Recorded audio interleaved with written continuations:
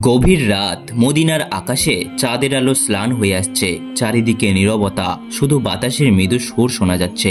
কিন্তু এক ঘরে আলো জ্বলছে। হযরত ফাতেমা রাদিয়াল্লাহু তাআলা আনহার কপালে বিন্দু বিন্দু ঘাম জমেছে, ক্লান্ত চোখেও এক প্রশান্তির ছাপ। সারা রাত ইবাদত শেষে তিনি যখন সেহরির জন্য এগিয়ে গেলেন, দেখলেন ঘরে এক ফোঁটা পানি ছাড়া আর কিছুই নেই। কিন্তু তার মুখে কোনো হতাশা নেই, বরং এক অদ্ভুত আত্মবিশ্বাস নিয়ে তিনি দোয়া করলেন, হে আল্লাহ, তোমার সন্তুষ্টির জন্যই আমি রোজা রাখছি।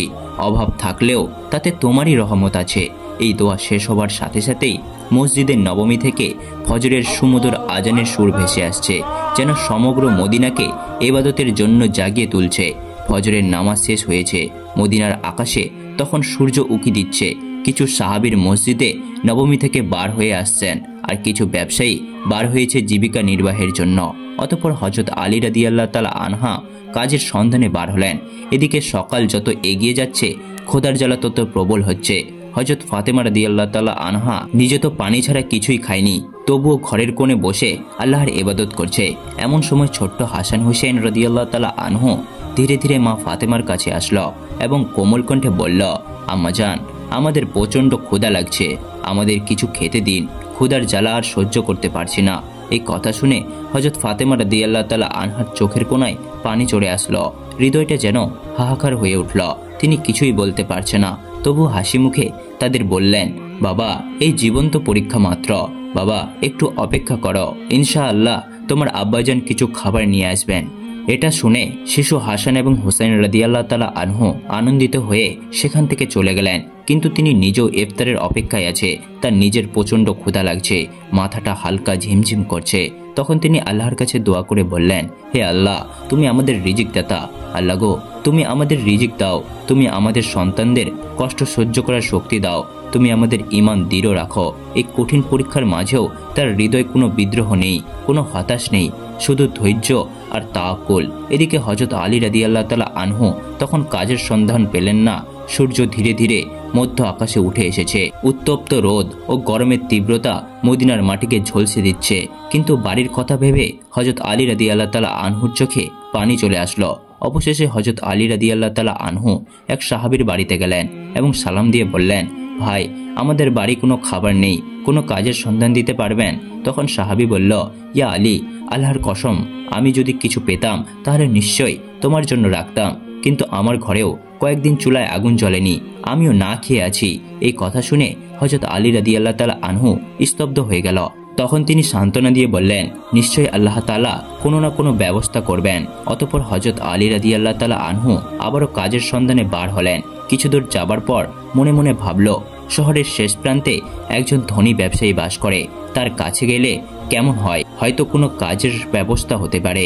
এই চিন্তা করে সে ধনী ব্যবসায়ীর বাড়ির দিকে যেতে লাগলেন। এদিকে হযরত ফাতেমা রাদিয়াল্লাহু তাআলা আনহা দরজায় দাঁড়িয়ে দাঁড়িয়ে হযরত আলী রাদিয়াল্লাহু তাআলা আনহুর বাড়ি ফেরার অপেক্ষায় করুণ নয়নে চেয়ে আছে। ঠিক তখনই শিশু হাসান ও হোসেন রাদিয়াল্লাহু তাআলা আনহু ক্ষুধার জ্বালা সহ্য করতে না পেরে তার কাছে এসে কোমল কণ্ঠে ফিসফিস করে বলল, আম্মা জান, আব্বাজান কখন বাড়ি আসবে? এই কথা শুনে হযরত ফাতেমা রাদিয়াল্লাহু তাআলা আনহার বুক ফেটে যেতে লাগলো, চোখের কোণে অশ্রু চিকচিক করতে লাগলো। তবুও তিনি তাদের সান্ত্বনা দিয়ে বললেন, বাবা, একটু ধৈর্য ধরো, নিশ্চয়ই আল্লাহ আমাদের সাহায্য করবেন। অতঃপর হযরত আলী রাদিয়াল্লাহু তাআলা আনহু সেই ধনী ব্যবসায়ীর বাড়ি গিয়ে সালাম দিয়ে বললেন, ভাই, আপনার কাছে কোনো কাজ আছে? আমি কাজ করতে চাই। এই ধনী ব্যবসায়ী কিছুক্ষণ চুপ থাকার পর বললেন, হ্যাঁ, আমার খেজুর বাগানে কিছু কাজ আছে, তুমি সেখানে কয়েক ঘন্টা কাজ করতে পারো। কিন্তু আমার একটা শর্ত আছে, কাজের মূল্য হিসাবে আমি কোনো টাকা পয়সা দিতে পারবো না, আমি তোমাকে কয়েকটি খেজুর দিতে পারি। তখন হযরত আলী রাদিয়াল্লাহু তাআলা আনহু নিজের পরিবারের কথা চিন্তা করতেই হৃদয়টা কেঁপে উঠল, চোখে যেন জল চলে এলো। তিনি সঙ্গে সঙ্গে এই কাজ করার জন্য রাজি হয়ে গেল। অতঃপর হযরত আলী রাদিয়াল্লাহু তাআলা আনহু খেজুর বাগানে কাজ করতে লাগলেন। খেজুর বাগানের মালিকের নির্দেশ অনুযায়ী সমস্ত কাজ একাই শেষ করলেন। এভাবে কয়েক ঘন্টা অক্লান্ত পরিশ্রম করার পর হযরত আলী রাদিয়াল্লাহু তাআলা আনহু ওই ধনী ব্যবসায়ীর কাছে এসে বললেন, আপনার নির্দেশ অনুযায়ী আমি সমস্ত কাজ শেষ করেছি, এবার আমার মূল্য পরিশোধ করুন। তখন ওই ধনী ব্যবসায়ী কতগুলো খেজুর হযরত আলী রাদিয়াল্লাহু তাআলা আনহার হাতে দিলেন। খেজুর পেয়ে হযরত আলী রাদিয়াল্লাহু তাআলা আনহু খুবই খুশি হলেন এবং সাথে সাথেই আল্লাহর কাছে দোয়া করলেন, হে আল্লাহ, তুমি আমার রিজিক দাতা, তুমি যদি পরীক্ষা নিতে চাও আমরা ধৈর্য ধরব, কিন্তু আমাদের ইমানকে মজবুত রাখো। এই কথা বলার পর অতি দ্রুত বাড়ির দিকে রওনা দিলেন। অতঃপর হযরত আলী রাদিয়াল্লাহু তাআলা আনহু যখন প্রায় বাড়ির কাছাকাছি চলে আসলো, তখন মদিনার আকাশ গাঢ় লালচে রং ধারণ করেছে। সূর্য পশ্চিম দিগন্তে হেলে পড়েছে। চারিদিকে ইফতারের প্রস্তুতি। ঠিক তখনই হযরত আলী রাদিয়াল্লাহু তাআলা আনহু ক্লান্ত শরীরে বাড়িতে প্রবেশ করলেন, আর সাথে সাথেই দূর থেকে মসজিদের নবমীর সুমধুর আজানের ধ্বনি ভেসে আসতে লাগলো। কয়েকটি খেজুর ও পানি ছাড়া তাদের ঘরে ইফতারের জন্য আর কিছুই নেই। তবুও সেই ঘরের যেন আল্লাহর রহমতে ভরে গেল। সবাই ইফতারের জন্য একসাথে বসল। হযরত হাসান ও হোসেন রাদিয়াল্লাহু তাআলা আনহুর 2টি করে খেজুর দিল। হযরত আলী রাদিয়াল্লাহু তাআলা আনহু 2টি খেজুর এবং হযরত ফাতেমা রাদিয়াল্লাহু তাআলা আনহা 2টি খেজুর নিল। ইফতার করবেন ঠিক এমন সময় একজন ভিক্ষুক বাইরে দাঁড়িয়ে আওয়াজ করে বলতে লাগলো, মা, সারাদিন কিছুই খাইনি, ক্ষুধার যন্ত্রণা আর সহ্য করতে পারছি না, দয়া করে আমাকে কিছু খাবার দিন। হযরত ফাতেমা রাদিয়াল্লাহু তাআলা আনহার হৃদয় ছিল কোমল, অন্তর ছিল দয়ার। তাই তিনি নিজের কথা না ভেবেই বললেন, হে আমার প্রাণের স্বামী, ইফতারের খাবারটুকুই ভিক্ষুককে দিন। হযরত আলী রাদিয়াল্লাহু তাআলা আনহা বললেন, হে ফাতেমা, তুমি কি খেয়ে ইফতার করবে? তখন ফাতেমা রাদিয়াল্লাহু তাআলা আনহা বললেন, আমি শুধুমাত্র পানি পান করে ইফতার করব। হযরত আলী রাদিয়াল্লাহু তাআলা আনহু অবাক হলেন, আর কিছুই বললেন না। সে খাবারটুকু ভিক্ষুককে দিয়ে দিলেন এবং তিনি দোয়া করলেন, হে আল্লাহ, হে আমার রব, আমাদের এই ত্যাগ তুমি কবুল করে নিও। পরের দিন রোজা রাখার জন্য হযরত ফাতেমা রাদিয়াল্লাহু তাআলা আনহা শুধু পানি পান করলেন। অতঃপর পরের দিন সকালবেলা হযরত আলী রাদিয়াল্লাহু তাআলা আনহু ইফতারের জন্য কিছু আটা সংগ্রহ করে বাড়ি আনলেন। তখন হযরত ফাতেমা রাদিয়াল্লাহু তাআলা আনহা সে আটা দিয়ে কয়েকটি রুটি বানালেন। এভাবেই সারাদিন যখন অতিক্রম হয়ে ইফতারের সময় আসলো, তখন চারিদিকে ইফতারের প্রস্তুতি, খুশির আমেজ। কিন্তু হযরত ফাতেমা রাদিয়াল্লাহু তাআলা আনহার ঘর নীরব, নিস্তব্ধ।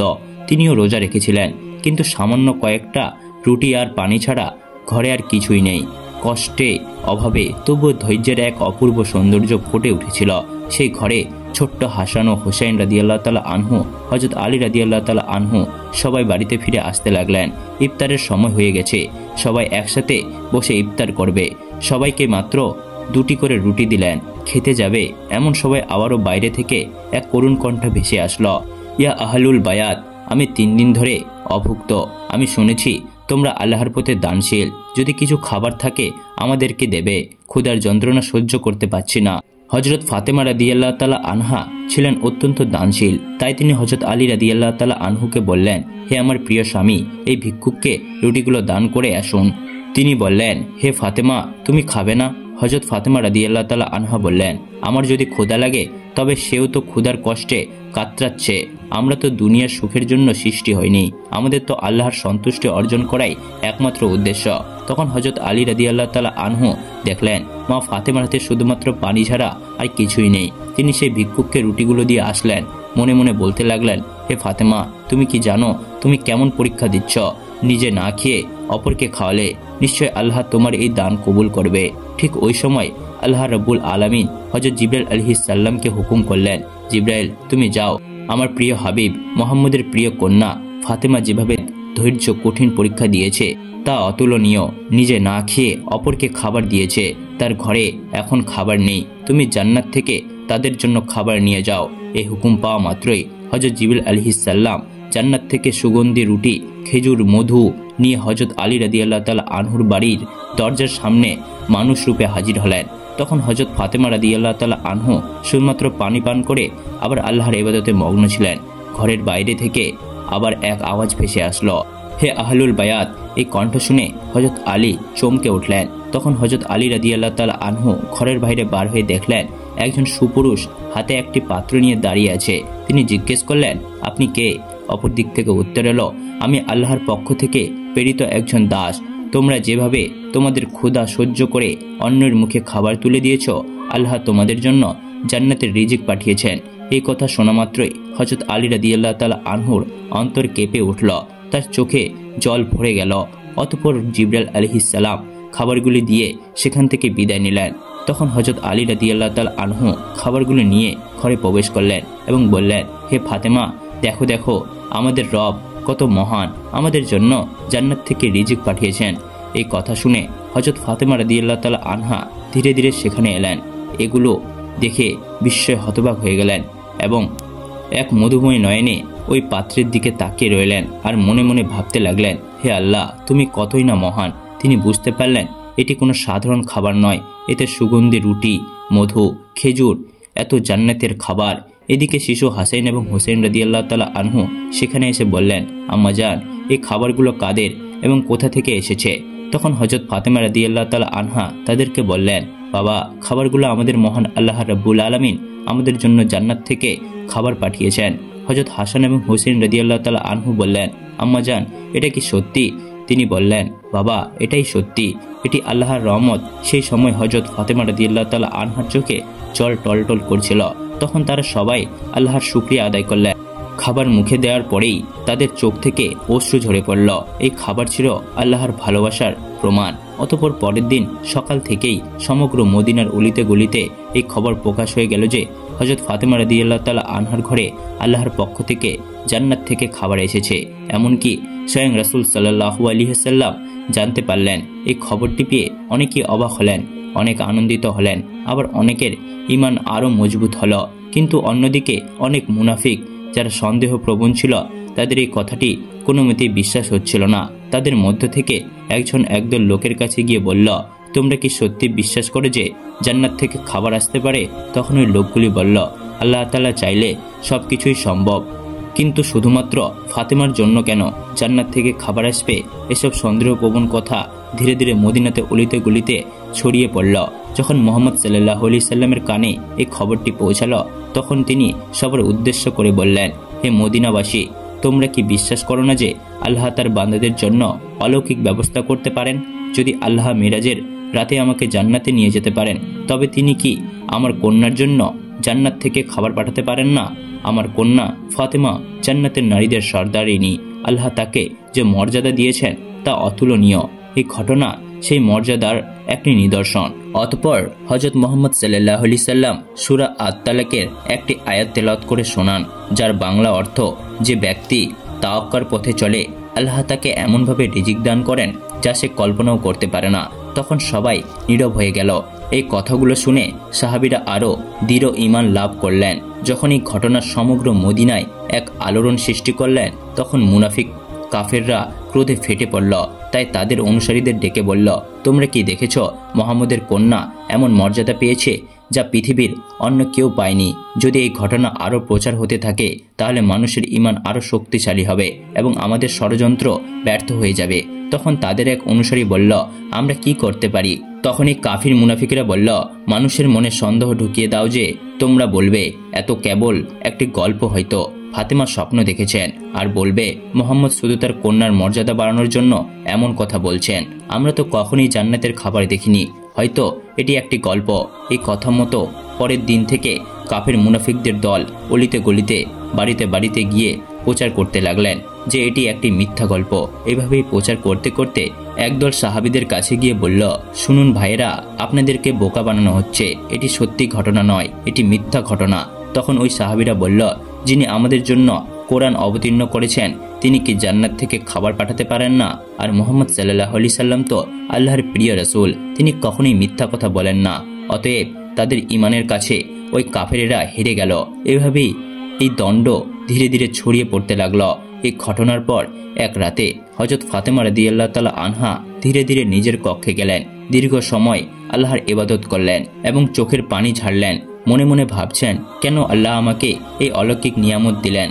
আমরা তো দুনিয়ার কিছু চাওয়াই নেই। আমার একমাত্র চাওয়া আল্লাহ যেন আমাদের সবাইকে জান্নাতে একসঙ্গে রাখেন। অতঃপর তিনি আল্লাহর কাছে দোয়া করে বললেন, হে আল্লাহ, তুমি আমাকে এমন সম্মানিত করেছো যার জন্য আমি যোগ্য নেই। তুমি আমাকে জান্নাতের খাবার দিয়ে দেখিয়েছো যে দুনিয়ার অভাব কিছুই নয়। যদি তুমি সন্তুষ্ট থাকো, আমি তোমারই, আমার সন্তানদের তুমি হেফাজত করো, আমার স্বামীকে তুমি বরকতময় করো, আর আমার আব্বাকে তুমি জান্নাতের সর্বোচ্চ স্তরে উত্তীর্ণ করো। অতঃপর পরদিন সকালে মদিনার চারিদিকে আলোড়ন সৃষ্টি হলো। তখন হযরত আবু বকর রাদিয়াল্লাহু তাআলা আনহু এবং হযরত ওমর রাদিয়াল্লাহু তাআলা আনহু এই অলৌকিক ঘটনা শোনার পর নবীজি সাল্লাল্লাহু আলাইহি সাল্লামের কাছে ছুটে এলেন এবং বললেন, ইয়া রাসূলুল্লাহ, এই ঘটনা আমাদের জন্য এক বিরাট নিদর্শন। এটি আমাদের ঈমান আরো দৃঢ় করেছে।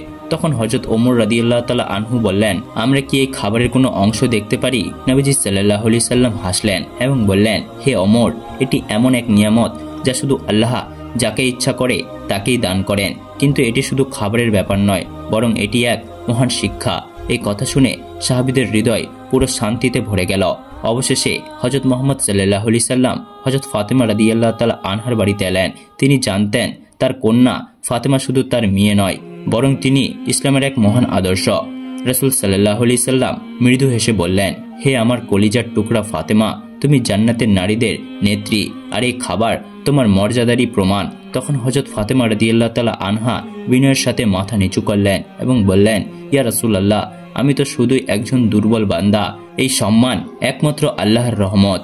নবীজি সাল্লাল্লাহু আলাইহি সাল্লাম সন্তুষ্টি দিতে বললেন, হ্যাঁ, কিন্তু আল্লাহ তার প্রিয় বান্দাদেরকেই এই রহমত দেন। তুমি ধৈর্য ধরেছ, তুমি তাওয়াক্কার পথ অবলম্বন করেছ, আর তাই তিনি তোমাকে জান্নাতের খাবার দ্বারা সম্মানিত করেছেন। এই মুহূর্তটি ছিল এক অপার্থিব্য প্রশান্তির মুহূর্ত। হযরত মুহাম্মদ সাল্লাল্লাহু আলাইহি সাল্লাম হযরত আলী রাদিয়াল্লাহু তাআলা আনহু, হযরত ফাতেমা রাদিয়াল্লাহু তাআলা আনহা ও হাসান ও হোসেনের দিকে তাকিয়ে বললেন, আমি কসম করে বলতে পারি, তোমার অন্তরে যে পরিপূর্ণ ঈমান আছে আমাদের সকলের জন্য একটি আদর্শ। হযরত ফাতেমা রাদিয়াল্লাহু তাআলা আনহা চোখের পানি মুছে মৃদু হেসে বললেন, আমরা সবাই একদিন জান্নাতে এই খাবারের স্বাদ উপভোগ করব ইনশাআল্লাহ। তখন মুহাম্মদ সাল্লাল্লাহু আলাইহি সাল্লাম হাত তুলে দোয়া করলেন, হে আল্লাহ, তুমি আমার ফাতেমাকে, আমার আলীকে, আমার হাসান ও হোসেনকে এবং আমার উম্মতকে জান্নাতের সেরা নিয়ামত দান করো। অতঃপর হযরত মুহাম্মদ সাল্লাল্লাহু আলাইহি সাল্লাম সেখান থেকে চলে আসলেন।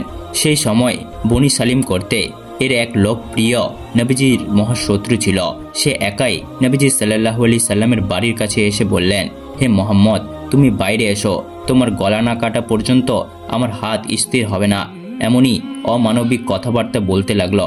তখন হযরত ওমর ফারুক রাদিয়াল্লাহু তাআলা আনহু ও বেশ কয়েকজন সাহাবী লোকটার এরূপ আচরণ দেখে খুবই রেগে গেলেন এবং বললেন, ইয়া রাসূলুল্লাহ, আপনি অনুমতি দিন, এই শয়তানকে তলোয়ার দিয়ে দ্বিখণ্ডিত করে দিই। তখন নবী করিম সাল্লাল্লাহু আলাইহি সাল্লাম ঘরের বাইরে এসে সাহাবীদেরকে বললেন, সাবধান, তোমরা ওকে কিছুই বলবে না, কেননা ও তো এটাই জানে না যে আল্লাহ কে আর তার নবীকে এবং ইসলাম কি। যখন এগুলো বুঝতে পারবে তখন আর এইরূপ কথা মুখে উচ্চারণ করবে না। অতঃপর রাসূল সাল্লাল্লাহু আলাইহি সাল্লাম ধীরে ধীরে লোকটির কাছে এসে অতি নম্র ভাষায় মিষ্টি সুরে বললেন, তুমি আমার উপর এমন রাগান্বিত হলে কেন? এই আসমান জমিন মানুষ বিশ্ব জগতের একমাত্র সৃষ্টিকর্তা যিনি, আমি তো শুধু তার কথাই বলি। আমি শুধু তার উপর ঈমান আনার জন্যই সবাইকে ডাকি। একমাত্র আল্লাহকে ভয় করো, যিনি অসীম ক্ষমতাশালী এবং সর্বশক্তিমান।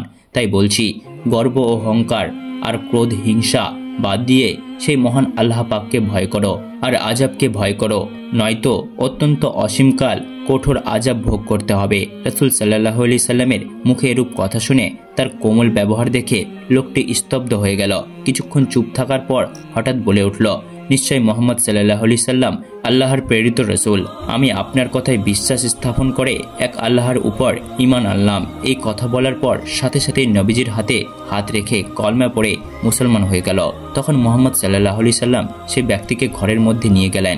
তাকে জিজ্ঞাসা করলেন, তোমার বাড়িতে কে আছে? তুমি কিভাবে খাও এবং কিভাবে চলাফেরা করো? নানান প্রশ্ন করল। তখন লোকটি বলল, ইয়া রাসূলুল্লাহ, আমি হলাম বনি সালিম গোত্রের সবচেয়ে বেশি গরিব মানুষ। দিন মজুরি করে কোনো রকম সংসার চালাই, অধিকাংশ সময় না খেয়ে থাকি। তখন রাসূল সাল্লাল্লাহু আলাইহি সাল্লাম উপস্থিত সাহাবীদের লক্ষ্য করে বললেন, তোমাদের মধ্যে এমন কেউ কি আছো যে একটি উট দান করবে? সঙ্গে সঙ্গে হযরত আব্দুল্লাহ ইবনে আব্বাস রাদিয়াল্লাহু তাআলা আনহু বললেন, ইয়া রাসূলুল্লাহ, আমার মাত্র একটি উট আছে, আমি সেটি দান করলাম। তারপর রাসূল সাল্লাল্লাহু আলাইহি সাল্লাম আবার বললেন, তোমাদের মধ্যে এমন কি কেউ আছো যে একটি পাগড়ি দান করবেন? সাথে সাথেই হযরত আলী রাদিয়াল্লাহু তাআলা আনহু নিজের মাথার পাগড়িটা দান করলেন। রাসূল সাল্লাল্লাহু আলাইহি সাল্লাম আবার বললেন, তোমাদের মধ্যে এমন কি কেউ আছো যে এই নতুন মুসলিম ভাইয়ের জন্য খাদ্যের ব্যবস্থা করবে? তখন হযরত সালমান ফার্সি বললেন, ইয়া রাসূলুল্লাহ, আপনি অনুমতি দিলে আমি কোনো না কোনো বাড়ি থেকে খাদ্যের ব্যবস্থা করতে পারি। অতঃপর হযরত সালমান ফার্সি ওই নও মুসলিমকে নিয়ে অনেক বাড়িতে গিয়ে খাদ্যের সন্ধান করতে লাগলেন, কিন্তু কোথাও কোনো খাবার পেলেন না। অবশেষে হযরত ফাতেমা রাদিয়াল্লাহু তাআলা আনহুর বাড়িতে আসলেন। হযরত সালমান ফার্সি বললেন, হে ফাতেমা, এই নতুন মুসলিম ভাইয়ের খাবারের জন্য অনেক বাড়িতে ঘুরলাম, কিন্তু কোথাও কিছু পেলাম না।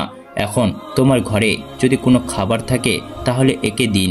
এই কথা শুনে হযরত ফাতেমা রাদিয়াল্লাহু তাআলা আনহুর দুই চোখের অশ্রু সিক্ত হয়ে উঠল। তার হৃদয় ছিল কুসুমের মতো কোমল। তিনি সালমান ফার্সিকে সম্বোধন করে বললেন, ভাই, আমার ঘরেও কোনো খাবার নেই। আমার পুত্র হাসান এবং হোসেন ক্ষুধার জ্বালায় আর সহ্য করতে পারছে না। খাবার দেবার মতো আমার কাছে কিছুই নেই, তবে আমার কাছে বেশ দামি একখানা ওড়না আছে। আমি সেটা ব্যবহার করি না। আপনি সেই ওড়নাটা নিয়ে ইহুদির বাড়ি যান এবং সেখান থেকে এই ওড়নাটা বিক্রি করে তার মূল্য দিয়ে কিছু আটা কিনে আমার এই মুসলিম ভাইয়ের জন্য খাদ্যের ব্যবস্থা করুন। এই কথা শুনে তাদের চোখ জলে ভিজে গেল। হযরত ফাতেমা রাদিয়াল্লাহু তাআলা আনহার এমন ব্যবহার দেখে তারা অবাক হয়ে গেল এবং সেই মুসলিম ভাইটি সেখান থেকে বিদায় নিয়ে চলে গেল।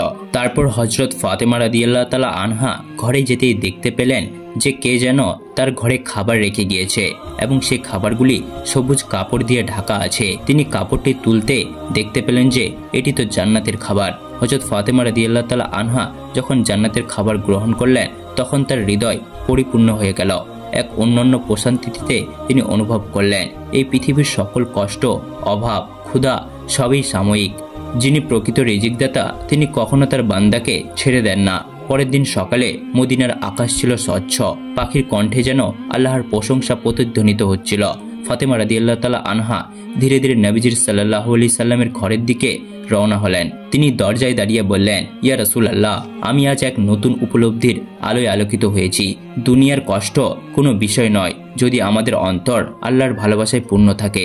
নবীজি সাল্লাল্লাহু আলাইহি সাল্লাম মৃদু হেসে বললেন, হে ফাতেমা, তুমি সত্যি জান্নাতের নারীদের নেত্রী। তোমার দানশীলতা, তোমার ধৈর্য, তোমার তাওয়াক্কা আজ সমগ্র উম্মতের জন্য এক শিক্ষা হয়ে থাকবে।